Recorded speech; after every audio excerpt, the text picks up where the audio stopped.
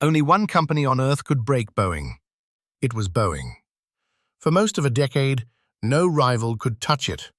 Airlines had two places to buy a big jet. One of them was here.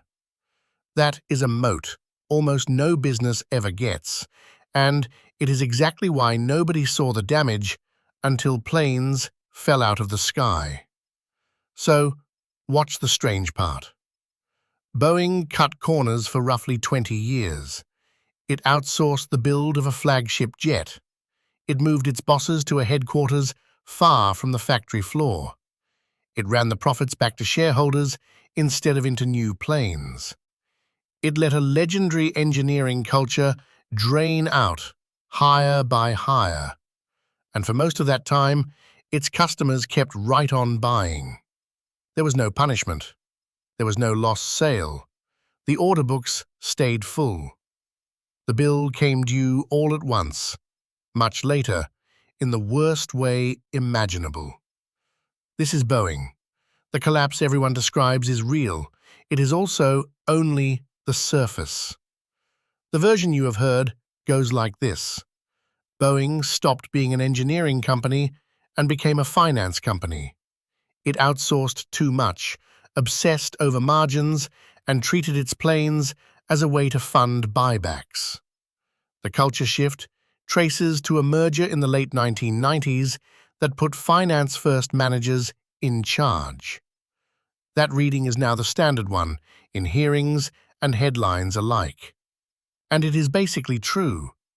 It just stops one step short of the mechanism. Start with the moat, the thing that makes a business hard to attack. Building a large airliner takes years of certification that a newcomer can almost never clear. So the market held exactly two real players, Boeing and Airbus. That kind of moat does something subtle and dangerous. It removes the signal a normal market uses to punish a company for getting worse. In an ordinary market, cut quality and a rival takes your customer that quarter. In a two-player market with no easy exit, that punishment can be deferred for years.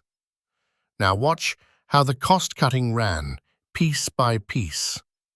Boeing outsourced about 60% of its flagship's design and build to more than 50 suppliers. The idea was to spread the cost and risk across the world. Instead, the integration broke so badly it cost roughly 3 years of delay. The chief executive eventually admitted the company had outsourced too much. It even bought a failing supplier's plant back to fix the mess. Then, follow the money, because the allocation tells the story on its own. Margin is simply how much profit survives after costs, and Boeing chased it hard. Across the middle of the last decade, Boeing spent $43 billion buying back its own stock. That was more than every dollar of profit it earned in that window. It spent nearly twice as much on those buybacks as on developing new planes. Count in dividends, and it returned about 2.5 times as much to shareholders as it put into its products. This was not the accident of one rich year. It was stated policy. Boeing returned nearly all of its free cash flow to shareholders. Its rival made the opposite call, growing engineering spending by about 1/3 over the same window. But here is where it gets darker, and where the moat turns lethal. Follow the lock-in one more step, into the cockpit. To keep selling its newest single-aisle jet, Boeing needed airlines to skip the cost of retraining pilots. So, it engineered the plane to keep a common type rating. That meant no simulator retraining and no reason for a customer to switch. That commonality was the lock. It kept airlines from leaving because switching meant paying to retrain every pilot. To preserve it, Boeing added a piece of software to make a re-engined jet handle like the old one. That software is the reason 2 planes crashed. 2 crashes killed 346 people. The lock that trapped the customers is the lock that killed them. Sit with that sentence, because it is the whole argument in one line. Investigators later found the software had been shown to regulators as a minor tweak. It looked like a small change to a system that already existed. So nobody looked hard. The agency did not fully understand it until after the first crash. Now hold two facts together because they do not reconcile on their own. Boeing degraded its engineering for 2 decades, yet its customers could not defect, and its rival could not take the sale in time to warn anyone. The punishment did not arrive as lost orders. It arrived as wreckage.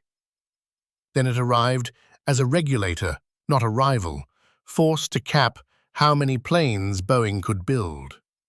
And only then did the delivery gap explode.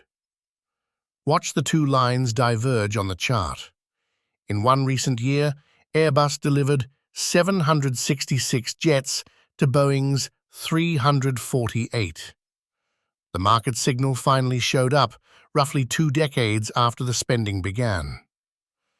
Picture the machinist who watched quality work leave for a low-bid supplier. He got blamed when it came back broken. He never got the one thing a normal market sends: a customer walking away in time to matter. And here is the part almost nobody knows. The losses were invisible on paper too.